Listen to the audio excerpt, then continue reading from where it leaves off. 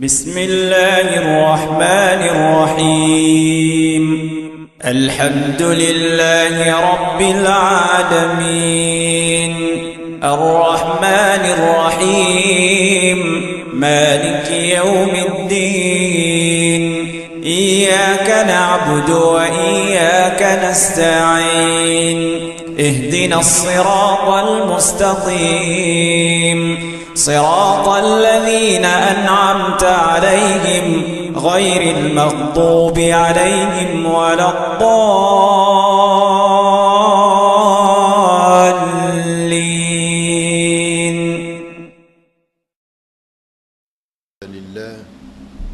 إن الحمد لله نستعينه ونستغفره ونستهديه ونعوذ بالله من شرور أنفسنا ومن سيئات أعمالنا.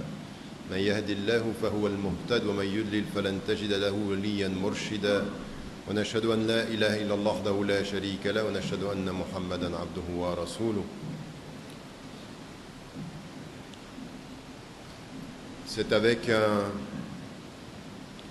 un plaisir particulier que je reviens ici à l'île Maurice pour la 10e fois et après 18 ans. La dernière fois c'était il y a 3 ans. Et qu'en ce jour de vendredi, ce jour béni, je pense à un frère au moment où je commence cette khutbah ici avec vous. Je pense à un frère, notre frère Youssouf Dohou, rahimahullah, qui, entre la dernière fois et cette fois-ci, est parti. Et au moment où nous sommes avec Allah en ce vendredi, il est important de penser à nos frères qu'Allah a rappelés. Et nous demandons à Allah tous ensemble, Allahumma arhamhu rahmatan wasi'a, que Dieu tu l'accueilles dans ton infinie miséricorde,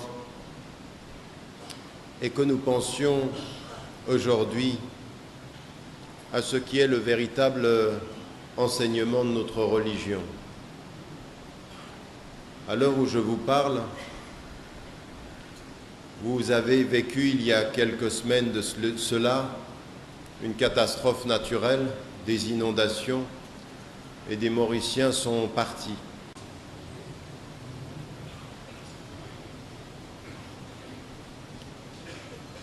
À l'heure où je vous parle, il faut que nous comprenions ce que l'enseignement islamique nous rappelle et ce que parfois nous oublions.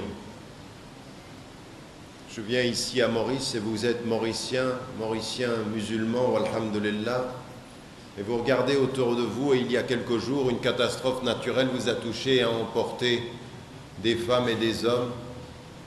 Elle a emporté, alors qu'on ne s'y attendait pas, dans la catastrophe naturelle, parce qu'Allah SWT décide des vies. Et lorsqu'Allah prend des vies, que ce soit les vies de ceux que l'on aime, comme ceux de notre communauté parce qu'on les connaît, ou ceux de notre famille, ou que ce soit des vies qu'on ne connaît pas, des gens qui sont nos concitoyens, eh bien, chaque fois que la vie s'arrête, chaque fois qu'Allah reprend quelqu'un, et que nous dit le prophète alayhi salam, Lillahi ma a'ta wa lillahi ma akhad wa kullu shay'in 'indahu bi ajalin mutamma. À Dieu appartient tout ce qu'il a donné, à Dieu appartient tout ce qu'il reprend, et chaque chose auprès de lui a un moment déterminé. À un moment donné, ça s'arrête. Allah subhanahu wa ta'ala sait déjà pour chacun d'entre nous quand ça s'arrêtera. Nous ne le savons pas et nous essayons de faire au mieux. Mais quand la vie de nos frères et de nos sœurs en humanité, comme de la vie et de nos frères en islam s'arrête, ça nous renvoie à nous un message sur les choses essentielles de la vie. Vous avez été touché, la tristesse peut vous rappeler et vous vous souvenez du sens de la vie, que tout peut s'arrêter. Il y en a certains qui n'étaient pas présents sur le lieu, qui n'étaient pas loin, et ça nous rappelle le sens de la vie. Allah SWT nous envoie des signes. Et l'un des signes de sa présence, c'est quand il reprend la vie et qu'il nous renvoie à une meilleure compréhension du sens de notre vie sur la terre. L'islam, ça n'est pas une religion que l'on vit à côté de sa vie. L'islam, c'est une conception de la mort et de la vie. Ce qui nous est dit dans Surat et le mulk, quand Allah subhanahu wa ta'ala nous dit Alladhi khalaqa al-mawta wal-haya. Il a créé la mort et la vie. Et la mort et la vie, c'est pour nous rappeler le sens de la vie. Et venant ici à l'île Maurice, vous voyagez et vous avez envie de rappeler aux sœurs et aux frères de l'île Maurice. Vous avez vécu la peine récemment et la catastrophe naturelle et ça vous renvoie aux choses essentielles. Mais à l'heure où je vous parle aujourd'hui, il y a des femmes et des hommes qui sont de la même religion que vous et qui continuent chaque jour de leur vie à vivre des choses terribles. Vous le savez, même si on n'en parle plus à la télévision ou pas assez, parce que malheureusement nous avons, nous, une solidarité qui est médiatique, mais à l'heure où je vous parle, vos frères et vos sœurs en Palestine, dans des territoires qui sont occupés et spoliés, eh bien continuent à vivre. Mais que vivent-ils? Ils vivent la répression d'un État qui a décidé de rendre la coexistence impossible. À l'heure où je vous parle, les deux États dont on nous parle et on nous dit pour qu'ils vivent ensemble, c'est devenu une chose impossible. Les Palestiniens n'ont pas d'État. Les Palestiniens se voient voler chaque jour de leur vie leur dignité et par la décision d'un gouvernement, on va faire exploser leur maison. Là, je viens de la maison d'un frère et c'est comme si l'État décidait, eh bien, cette maison, on l'élimine et on la fait sauter. Pour certains, on a mis entre eux et leur champ d'agriculture, on a mis un mur et on les empêche d'aller. Tous les jours de leur vie, c'est une humiliation. Tous les jours de leur vie, c'est une humiliation. Et ils se sont tellement habitués à l'humiliation dans les médias que leur humiliation, on n'en parle plus dans les médias et nous, on les oublie. On pense à notre petite vie. On pense à nos petits privilèges. À l'heure où je vous parle, et vous ne le savez peut-être pas, vous avez des frères et des sœurs en Birmanie, à Burma, qui sont humiliés tous les jours, qui vivent un génocide, où il y a des femmes qui sont violées, où il y a des hommes qui sont torturés, où il y a des enfants vivants qui sont jetés dans le feu, vivants, parce que toute la campagne, elle est que les musulmans sont... Alors on continue à utiliser les mêmes choses, de potentiels terroristes, de mauvais birmans, de mauvais citoyens. Et les médias n'en parlent pas, mais tous les jours de leur vie, ils vivent des humiliations. À l'heure où je vous parle, en Afrique, un certain nombre de vos frères et de vos sœurs, d'ailleurs qu'ils soient musulmans ou qu'ils ne soient pas musulmans, vivent le génocide, le meurtre, la terreur. Des jeunes enfants sont éduqués à l'âge de 14 ans à prendre des armes et de tirer sur des êtres vivants. À 14 ans. Il en est certain, il y avait un reportage où on avait des jeunes enfants de 10 ans. Et un de ces jeunes enfants disait qu'il avait tué, dans sa tête, il pensait qu'il avait tué entre 50 et 100 personnes. Il ne savait même pas combien il avait tué. À un âge où il doit être à l'école pour s'éduquer, on lui donne une arme pour tuer. Ça se passe aujourd'hui sur la terre.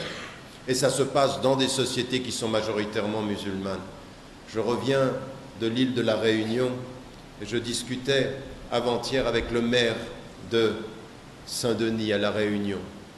Et il me disait, vous savez, il y a des scandales qui se passent tous les jours, pas loin d'ici, dans l'océan, ici à côté de vous, des femmes et des hommes, tous les jours, prennent des bateaux de Anjouan, des îles du Comore, et essayent de se sauver pour aller à Mayotte. Et tous les jours, des bateaux se renversent et ils meurent noyés. Tous les jours. Et on appelle cette région le plus grand cimetière marin du monde. Parce que des bateaux se renversent et des bateaux se renversent. Pratiquement tous ceux qui meurent. Et même si ça n'était pas le cas, mais pratiquement tous ceux qui meurent sont des femmes et des hommes de confession musulmane.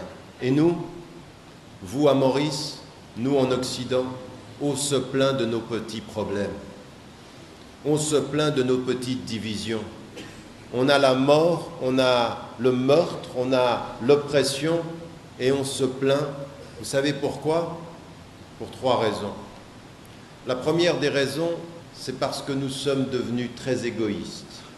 Nous pensons à nous et nous oublions les autres. La deuxième raison, c'est parce que nous ne faisons pas acte de connaissance, nous ignorons et nous nous protégeons derrière notre ignorance. On répète dans les mosquées « Iqra bismi rabbik » parce qu'Allah nous a dit « Lis au nom de ton Seigneur », mais nous on ne lit pas, on ne s'informe pas. C'est ma vie, mon argent, mon salaire, ma famille et j'oublie. On oublie même qu'Allah a dit dans le Coran « Il mal wal banoun zinatul hayatid dunya » que même ton argent et tes enfants sont l'embellissement de cette vie, mais fais attention. Si ton argent, si ton salaire, si ton travail, si ta famille, si tes enfants passent au-delà de la solidarité et de la connaissance de ce qui se passe dans le monde, alors tu es un égoïste. Et quand tu es un égoïste, ton ego est plus important que les autres. Et si ton ego est plus important que les autres, tu es plus près du diable que de Dieu. Parce que le diable a dit « Ana khayrun minhu » et Allah a dit aux anges de se prosterner devant l'homme qui reconnaissait Dieu. Nous sommes aujourd'hui plus proches dans notre attitude de l'attitude du shaitan, de Iblis qui disait « Ana khayrun minhu » parce que nous nous regardons, nous pensons à nous. C'est parce que nous manquons de connaissances, parce que nous ne faisons pas cet effort-là.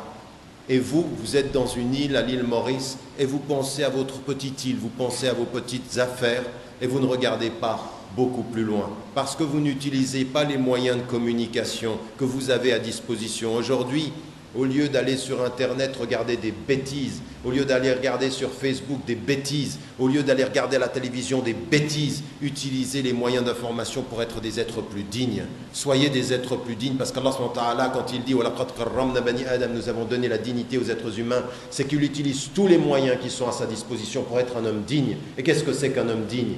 Un homme dont le centre n'est pas « je », mais le centre est Dieu, et un homme qui utilise toute l'information pour être au service des autres et d'autrui. Par la connaissance. Une connaissance utile, c'est une connaissance qui nous permet de sortir de nous-mêmes pour nous intéresser aux autres. Et c'est le deuxième problème. Le troisième problème que nous avons, 1, nous sommes au centre de nous-mêmes. 2, nous n'utilisons pas la connaissance comme il faudrait. Et 3, nous sommes devenus des paresseux. Nous sommes des paresseux. Nous voulons que les choses nous viennent, nous voulons que l'argent vienne. Nous ne sommes pas des gens engagés. Même dans mes visites, ça fait la 10e visite que je fais. Ceux qui m'invitent, c'est une poignée de personnes. Où sont les autres? Où est cette communauté de solidaires, de gens qui ont compris ce que c'était que l'islam? Alors c'est ça le message essentiel aujourd'hui. Qu'est-ce que c'est être avec Allah subhanahu wa ta'ala? Et qu'est-ce que ça veut dire quand on sait tout ce qui se passe? Eh bien la première des choses, quand Allah subhanahu wa ta'ala nous dit par l'intermédiaire de... Vous connaissez l'histoire de Youssouf alayhi salam. C'est tout à fait édifiant l'histoire de Youssouf alayhi salam. Parce que Youssouf alayhi salam, on prend son histoire et on comprend que son histoire est l'histoire d'un jeune homme dont les frères ont voulu le tuer. Et les frères ont voulu le tuer par égoïsme, ils voulaient être mieux aimés par leur père que lui. Et lui, comment il a répondu? Quelle a été la réponse de Youssouf alayhi salam? Il a été attiré par une femme, il a dit « je n'en veux pas ». On a voulu lui donner de l'argent, il a dit « je n'en veux pas ». Mais quand il a eu le pouvoir, qu'est-ce qu'il a fait? Il a pris son père, il a pris sa mère, il les a mis là où ils devaient être et il a dit à ses frères « je ne vous en veux pas ». Vous avez agi égoïstement, je réagis spirituellement. Mon père et ma mère, je les honore, mes frères, je les aime. Il a répondu à leur égoïsme par la solidarité. Parce que lui, avant que vienne le prophète, il avait compris et appliqué une parole très très forte. La yu'minu ahadukum hatta yuhibba li akhi ma yuhibbuhu li nafsi. Et dans une autre version du hadith, la yu'minu ahadukum hatta yuhibba li jarihi ma yuhibbuhu li nafsi. Il n'a pas atteint la foi, celui qui n'aime pas pour son frère ce qu'il aime pour lui-même. Il n'a pas atteint la foi, celui qui n'aime pas pour son voisin ce qu'il aime pour lui-même. Qu'est-ce que ça veut dire? Ça veut dire que vous pouvez dire que vous êtes croyant, mais quand vous dites que vous êtes croyant, ça se voit. Et ça se voit comment? Par votre service à autrui, pas par votre façon dont vous dites « je suis croyant », mais « je te sers ». Je te sers, toi mon frère, en humanité, parce que le voisin, c'est pas simplement le musulman, le voisin c'est n'importe quel voisin, musulman ou hindou chrétien, athée, le musulman se distingue par sa solidarité, au point que le prophète a dit et a rappelé et a répété cette dimension dans le hadith qu'a rapporté Bayhaqi, où il dit « Le meilleur d'entre vous est le plus utile aux êtres humains ». Ta foi, elle se mesure non pas dans le fait que tu dises « je crois », mais dans le service que tu as vis-à-vis des autres. Et ce devoir de solidarité, il est spirituel, intellectuel, physique, financier, social, politique. Ça, c'est la solidarité. Ce n'est pas des mots qu'on dit dans la mosquée et quand on sort, on donne une petite sadaqa pour laver sa conscience. Non, ça, c'est pas de la solidarité, ça. Ça, c'est juste laver sa conscience quand on est égoïste. La sadaqa que l'on donne en oubliant ce que l'on a donné, c'est juste un petit moment de rappel. Allah subhanahu wa ta'ala vous a dit, l'islam, c'est une voie et une conception de la mort et de la vie. C'est toute la vie qui doit être solidaire. Et quand vous êtes à Maurice et que vous regardez le monde, comprenez, Allah il nous envoie des signes. La mort de vos frères et de vos sœurs et leur oppression, comment vous réagissez à cela? Et comment vous, ici à l'île Maurice, vous vous occupez de ceci? Et je me souviens de ces propos de notre frère, rahimahullah, Youssouf, quand il était très très énervé par rapport à la communauté musulmane. Parce qu'il disait, ils parlent tout le temps de foi, mais ils ne sont pas solidaires. Et ça me rappelle ce que disait le prophète, quand vous dites que vous avez la foi et que vous n'êtes pas solidaire, c'est qu'il manque quelque chose à votre foi. Il manque quelque chose à votre foi. Que Dieu nous aide, Inch'Allah, et que nous essayons les uns et les autres de nous souvenir de ces éléments-là aussi, Inch'Allah.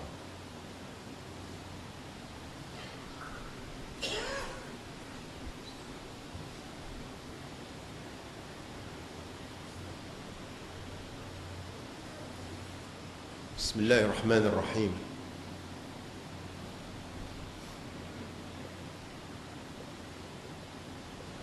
Comment être solidaire? Comment répondre au prophète quand il nous dit que le meilleur d'entre nous est le plus utile? Il est en train de donner une qualité à notre foi. La première des solidarités, je vous l'ai dit, vous êtes ici des frères et des sœurs, si vous comprenez ce que je suis en train de dire, c'est que vous êtes capable d'entendre, de comprendre, de lire. Peut-être pas des livres, mais vous pouvez lire des articles, vous pouvez vous renseigner. La première solidarité est une solidarité de la connaissance.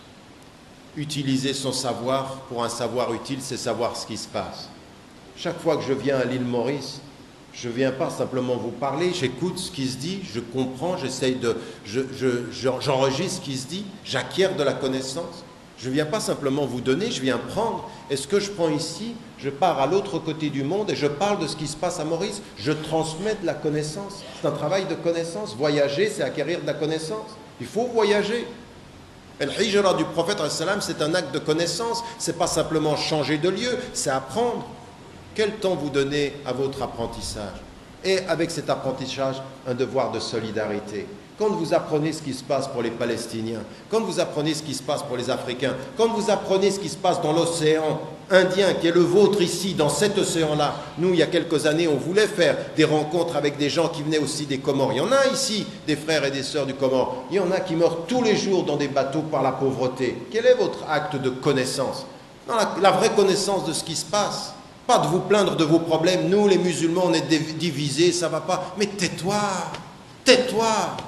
Donne de ton temps pour apprendre, donne de ton argent pour aider, donne de ton temps pour aider. Et tais-toi, arrête de nous parler tout le temps des mêmes problèmes. Et lui, il est de telle école, et lui, de tel madhab, et lui, il est wahhabi, et puis lui, il est soufi. Mais tais-toi.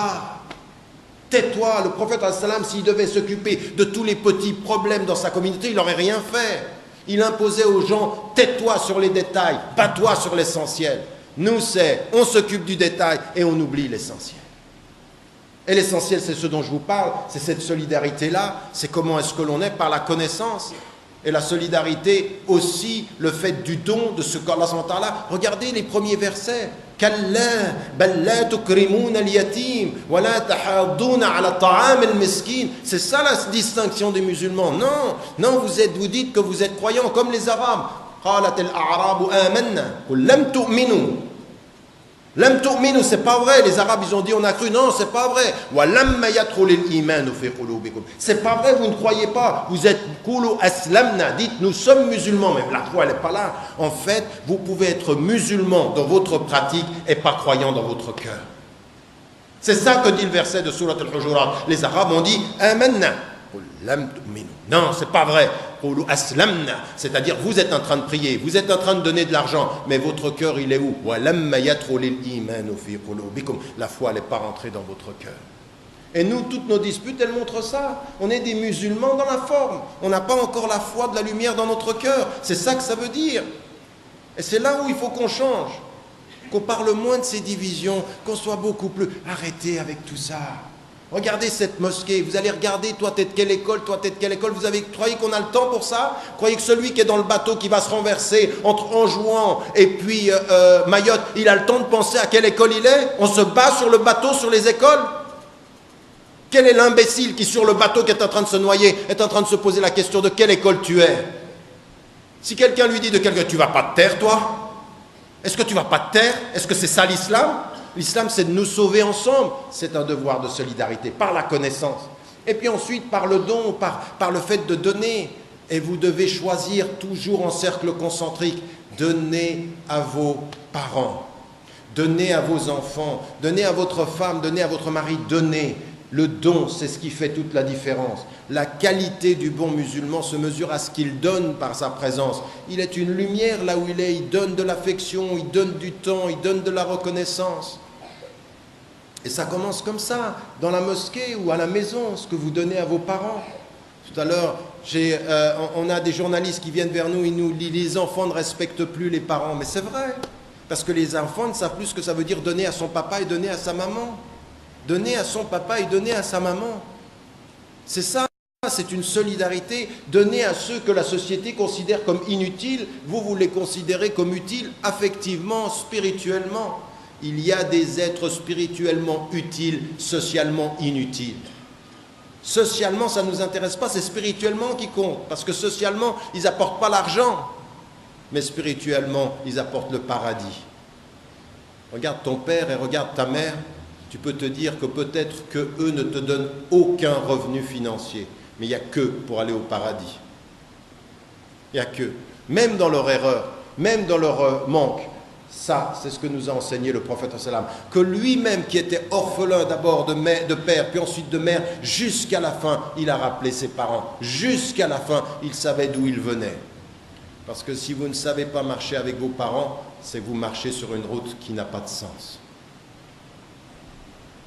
Ça, c'est de la solidarité réelle, c'est ça dont on parle. Et donc là, il faut agir aussi par rapport à nos pauvres, par rapport aux gens qui sont dans le besoin.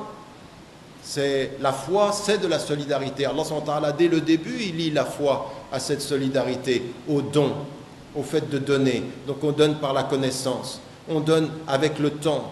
Le temps que l'on a, on le donne. Il faut donner un peu de temps aux gens pour les écouter, pour ses parents.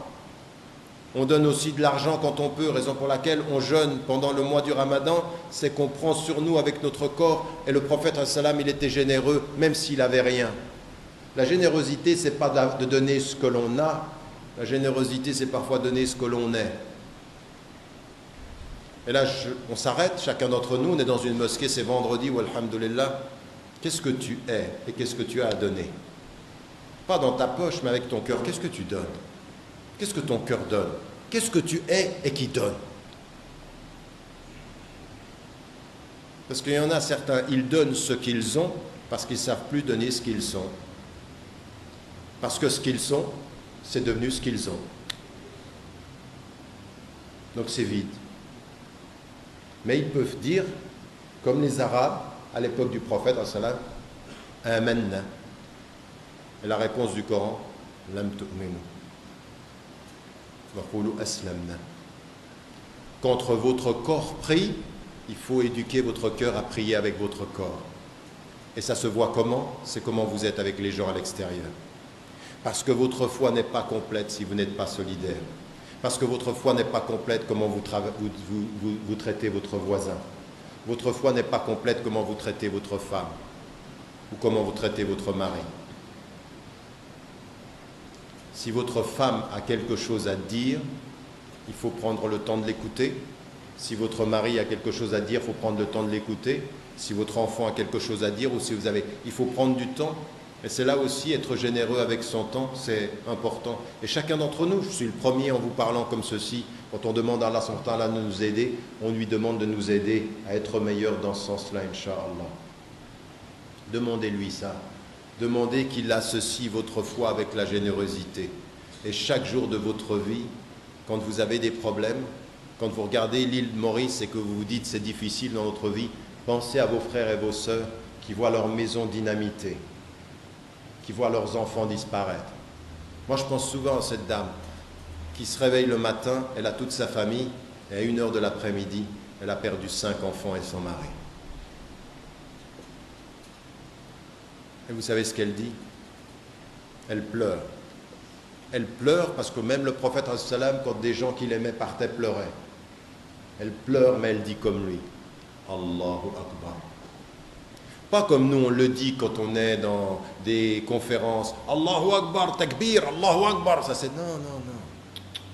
Avec toute la tristesse du cœur et toute la compréhension. J'ai perdu mon mari, j'ai perdu mes enfants. Mais Allahu Akbar. Allahu Akbar. Vous voyez la différence entre la façon dont nous disons Allahu Akbar comme un slogan et la façon dont elle dit Allahu Akbar comme le sens de sa vie. Allahu Akbar, ça veut dire quoi dans votre vie? Qu'il est le plus grand et que vous donnez, ou qu'il est le plus grand et que vous amassez? Qu'est-ce que veut dire Allahu Akbar dans votre vie? Et nous demandons à Allah subhanahu wa ta'ala de mettre ceci dans notre cœur, que nous soyons de ceux qui écoutons et qui gardions le meilleur de ce que nous avons écouté, Inch'Allah. اللهم نسألك بأننا نشهد أنك أنت الله الأحد الصمد الذي لم يلد ولم يولد ولم يكن له كفوا أحد اللهم نسألك رضاك والجنة ونعوذ بك من سخطك والنار اللهم اجعلنا من الموحدين اللهم اجعلنا من الذين يقولون لا إله إلا أنت لا حول ولا قوة إلا بك اللهم قوي إيماننا اللهم قوي صدورنا وثبت أقدامنا واجعلنا يا رحمن يا رحيم من الصادقين الحامدين المقربين الساجدين المؤمنين المحبوبين فاللهم نسألك حبك وحب من يحبك والعمل الذي يبلغنا حبك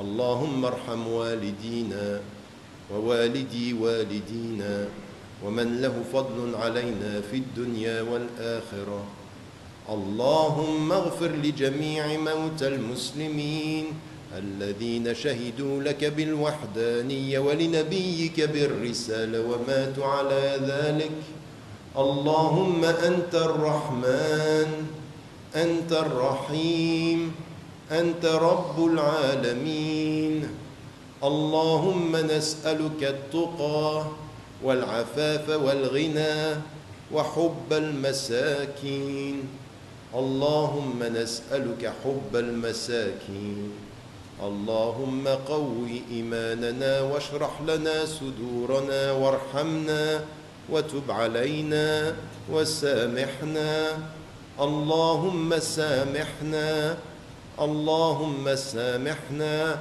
قوي إيمان إخواننا وأخواتنا في فلسطين وفي سوريا وفي برما اللهم قوي إيمانهم في كل مكان وفي كل ميدان واستجب دعاءهم اللهم عليك بالظالمين وأنصر إخواننا المظلومين واستجب دعاءهم وقوي إيمانهم وصل اللهم على سيدنا محمد وعلى آله وصحبه وسلم تسليما كثيرا سبحان ربك رب العزة عما يصفون وسلام على المرسلين والحمد لله رب العالمين وأقم الصلاة